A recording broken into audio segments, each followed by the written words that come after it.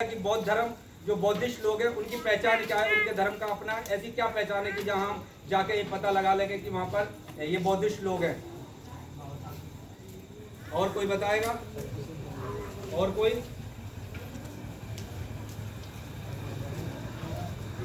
कुछ हद तक सही है, लेकिन हम अंबेडकर भवन को भी बौद्धिस्टों की पहचान मान सकते हैं और असली पहचान अगर बौद्धिस्टों की है तो बोधक बौद्ध। जिस तरीके से हिंदुओं के मंदिर, जिस तरीके से ईसाइयों के चर्चघर, जिस तरीके से मुसलमानों की मस्जिद, सिखों के गुरुद्वारे, इसी तरह बौद्धों के क्या होते हैं? बौद्ध विहार। और उस बौद्ध विहार में बुद्ध भगवान होते हैं और उसी बुद्ध विहार में बाबा साहब भी विराजमान होते हैं और उसी बुद्ध विहार में हम अपने महापुरुषों को स्थान दे सकते हैं। तो इसलिए आप इस उत्तर जो सवाल का मेरे जो प्रश्न का उत्तर था उसमें आप 50% फेल हो गए। और अब मैं आपसे यहाँ पर पूछना चाहता हूँ कि अब आप यहाँ जो बैठे हो, आपने जो चालाकी से उत्तर दिया, यहाँ कोई बैठे हुए लोग बताएंगे दिवाली किन किन के घर में मनाई जाती है? सभी के घर। ताली बजाओ उनके लिए, ताली बजाओ। देखो गरीब बच्ची ने आप बताया। होली यहाँ पर किस किस के घर मनाई जाती है? बहरहाल जितने भी हिंदुओं के त्योहार है, बहरहाल मैं शॉर्ट में बात खत्म करूं तो सबके घर मनाए जाते हैं। इसलिए तुम कौन हो? क्योंकि वो सवाल आपने जो है ना वो चालाकी से दिया। ठीक है, मैं कह रहा हूँ आपको बनना बौद्धिस्ट ही चाहिए। और यहाँ पर सब बैठे हुए बौद्धिस्ट बनाने तो हम लोग आए हैं, लेकिन असली ऐसे नहीं, असली बनाने आए हैं। अब यहाँ जो जिस तरीके से यहाँ लोग मान के चलो हिंदू बैठे हैं, तो हिंदुओं में दो तरीके के हिंदू होते हैं, एक ऊंच और एक नीच। अगर यहाँ पर उपस्थित लोगों को मैं हिंदू मानूं तो आप किस कैटेगरी में आते हैं? किसमें आते हो? नीच में। अच्छा एक बात बताओ, जो आपने अभी कहा नीच में आते हो, किसने कहा कि आप नीच में आते हो? ये बात आपको किसने बोली कि आप नीच में आते हो? बताओ किसने बोली?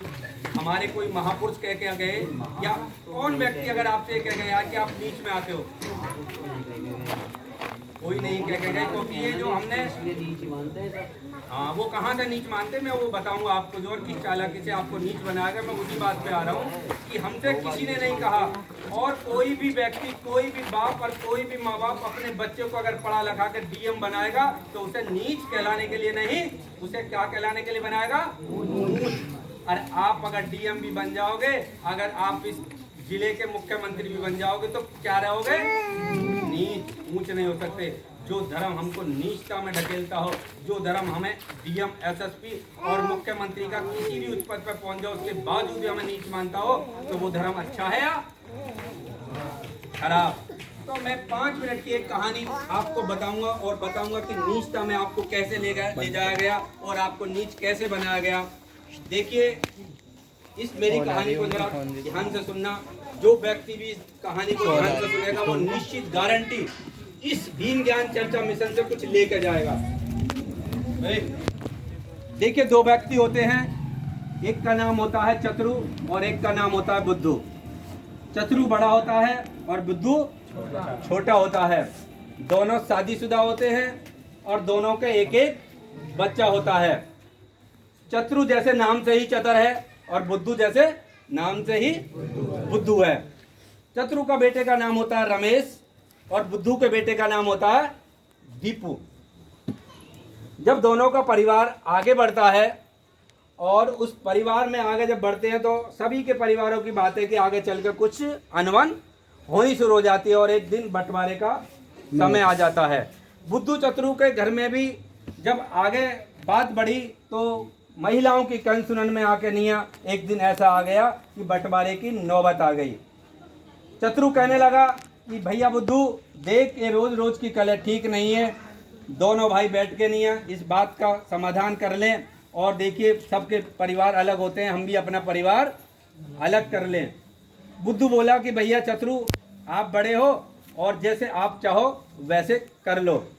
चतुरु चूंकि चालाक था, उनने कहा कि भैया देख, घर समाज की घर की बात है, घर में बैठ के निबट जाए तो ज़्यादा बढ़िया है, बाहर के लोगों को इन्वॉल्व नहीं करेंगे और हम बैठ के कर लेंगे। बुद्धू बोलो भैया जैसे तू चाहे ऐसे ठीक। दोनों भाई बैठ जाते हैं और घर में बंटवारे का शुरुआत होती है। धीरे धीरे करके जो भी घर की चीज़ें थी वो धीरे धीरे करके एक एक करके वो बांट लेते हैं। लास्ट में दो चीजें ऐसी बचती हैं कि जिनका बंटवारा कठिन होता है। वो क्या चीज होती है कि घर में सिर्फ एक रजाई होती है और घर में एक भैंस होती है। अब भैंस का बंटवारा कैसे किया जाए, क्योंकि भैंस को अगर काट के बांटा जाएगा तो भैंस मर जाएगी, और रजाई को भी अगर काट के बांटा जाएगा तो रजाई किसी काम की नहीं रहेगी। अब चतुर कहता है कि भैया बता, ये भैंस है, इसका बंटवारा कैसे किया जाए। उनने कहा भैया तुम बड़े हो और मैंने आज तक तुम्हारे किसी फैसले में दखल नहीं दिया, जैसे आप चाहो वैसे कर लो, मुझे कोई नहीं पता, जो आप कर दोगे मुझे मंजूर होगा। तो चतुर बोला तो ठीक है भैया, ला फीता। और चतुर फीता लाया, भैंस को नाप दिया। उनने कहा देख भैया पूरी 6 फुट की है। बीच में निशान लगाया।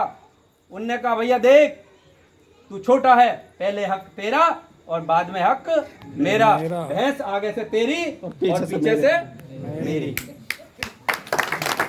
बुद्धू बोला भैया ठीक, जैसे तुमने कर दिया सो ठीक। अब बात आई रजाई की। उनने कहा भैया देख एक रजाई है, पहले हक तेरा और बाद में हक मेरा। दिन में तेरी और रात में मेरी। उनने कहा बुद्धू भैया ठीक। ये बंटवारा हो गया और गाड़ी आगे बढ़ने लगी। बुद्धू की घरवाली सुबह ही जंगल जाती, चारा काट के लाती, घर पे आके, क्योंकि अब तो मशीनें हैं बहुत सारी चीजें, पहले हाथ से ही वो काटे जाती थी, उसे काटती और खिलाती, नहलाती, धुलाती। चतुर की घरवाली शाम को अपने साड़ी पहन के आती, दूध निकालती, मक्खन मलाई अपने घर अपने बच्चों को खिलाती और अपना परिवार चलाती।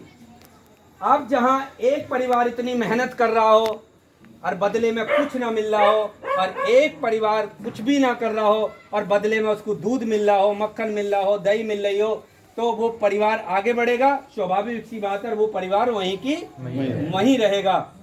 और जब ये सिलसिला ज्यादा दिन तक चलता रहा, उनके वो रमेश जो था और उनका जो दीपू जो बुद्धू का बेटा था, दोनों जब आगे बढ़ रहे थे तो बुद्धू सूख रहा था और रमेश ताकतवर बन रहा था। क्यों? क्योंकि जो रमेश था वो दूध पीता, मलाई खाता, दही खाता और बुद्धू को सूखी रोटियां मिलती। और जब आगे चल के जब बालक खेलने जाते तो रमेश तगड़ी दौड़ लगाता, खेल में छक्का लगाता और बुद्धू दौड़ते दौड़ते गिर जाता। बुद्धू अभी दीपक बनेगा बाद में। हाँ, तो जब वो दौड़ते दौड़ते गिर जाता, जब बुद्धू का बेटा दीपू जब वो 5-6 वर्ष का हो गया, तो आप जानते हो कि 6 वर्ष का बच्चा हमसे सवाल करने लगता है, आपके घरों में भी आएंगे, क्योंकि आप सब जानते हैं कि 5-6 साल का बच्चा ये जानने लगता है कि घर में क्या हो रहा है। जब बुद्धू को ये लगा, एक दिन बुद्धू ने अपनी माँ से कहा कि माँ एक बात बता, पूरे दिन तू घास ला के काटती, पिलाती, नहलाती, धुलाती है, और एक ताई आती है दूध निकाल के ले जाती है, और इसका बेटा दूध पीता है और जो दही खाता है, हमें ना छाए ना चाय, हमें कुछ भी नहीं मिलता, इसलिए मैं कमजोर हो रहा हूँ। और ये जो रमेश इतना तगड़ा हो रहा है, दौड़ में फर्स्ट लगाता है, छक्के मारता है और खेलता कूदता है। एक बात बताइए, कैसी व्यवस्था है कि हमें कुछ भी नहीं मिलता इतनी मेहनत करने के बावजूद, और ये सब मजे ले रहे हैं। तो जो बुद्धू की जो घरवाली है वो बोली, बेटा ये तेरा सवाल तो जायज़ है, लेकिन इसका उत्तर मेरे पास नहीं है, क्योंकि जो तेरे पिताजी ने बंटवारे में मुझे काम दिया है मैं उसको डो रही हूँ। अगर ये सवाल करना है तो अपने पिताजी से करना, इसका जवाब मैं तुझे नहीं दूंगी।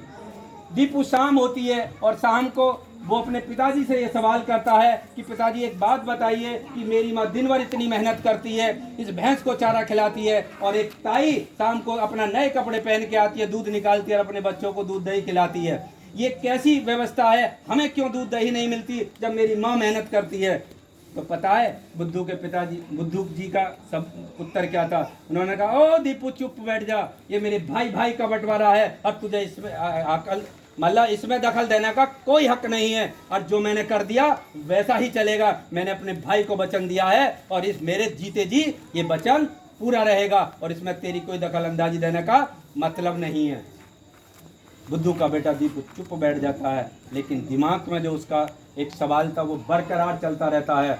वो जैसे यहाँ भीम ज्ञान चर्चा हो रही है, कोई भीम ज्ञान चर्चा या कोई ज्ञान की बातें कहीं वहाँ पर होने आई और वो बच्चा वहाँ बैठ के नहीं, उसने वो ज्ञान की बातें सुनी और उन ज्ञान की बातों में से उसके दिमाग में कोई ऐसा ज्ञान आया, कोई ऐसा उस सवाल का जो उत्तर आया, उन उलझनों का एक मतलब एक उसका जो मतलब उत्तर निकला, उसके जो एक सुझाव निकला, उसने उसके अपने दिमाग में लिया। और शाम को जब एक भैंस के चारे वारे के बाद में जब दूध का काम आता है तो बुद्धू ने क्या काम करा, एक इतना बड़ा डंडा लेके शाम को पहले एक दूर जाकर थोड़ी दूर पर जाकर निया बैठ गया।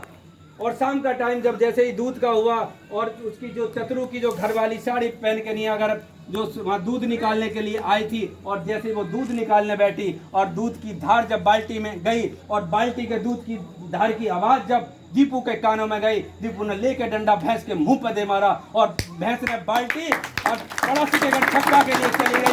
इतने में नहीं चतरू जी पीछे से आते हैं, अरे दीपू दीपू तुमने ये क्या कर दिया, अरे बालक ने क्या कर दिया, अरे ये तो भैंस दूध ना देगी, अब ये तो लात ये कर दिया। उन्होंने कहा ताऊ बंटवारा जो हुआ है उसके अनुरूप आगे की मेरी जो चाहे मैं करूं, पीछे की तेरी जो चाहे तू कर।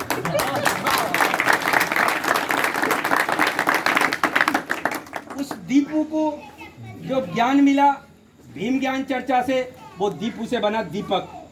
क्या बन गया वो? दीपक। दीपक दीपक किसे कहते हैं? उजाला देता है, उजाला। उसके दिमाग खुल गया, उसके दिमाग में उजाला हो गया और उसने वो सोच लेके उन्होंने कहा ये डंडा हर दिन लगेगा, तू पीछे से दूध निकालता रहे, मैं तो अपने हिस्से में रोज मारूंगा। आप चतुर समझ गया कि जिस चालाकी से तैने बंटवारा किया था वो चालाकी तेरी पकड़ी गई और ये बुद्धू का बेटा ये जो दीपू है ये कहीं ना कहीं से ज्ञान ले आया। अब ये बंटवारा ज्यादा दिन चलने वाला नहीं है। रजाई। अब बात शाम को रजाई की आई, जाड़ेन के दिन थे।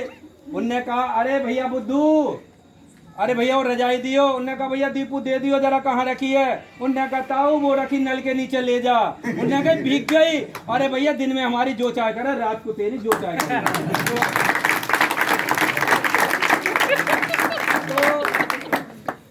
ये कहानी मैंने क्यों सुनाई? इस कहानी का सार क्या है? इस कहानी में चतुरू कौन है? इस कहानी में बुद्धू कौन है? इस कहानी में दीपू से दीपक बना कौन है? क्योंकि ये कहानी बड़े मजे में आपने सुनी है लेकिन ये बहुत गंभीर है जी। और इसी से आप समझोगे कि ये जो मैंने कहा था कि हमें नीच कैसे बने।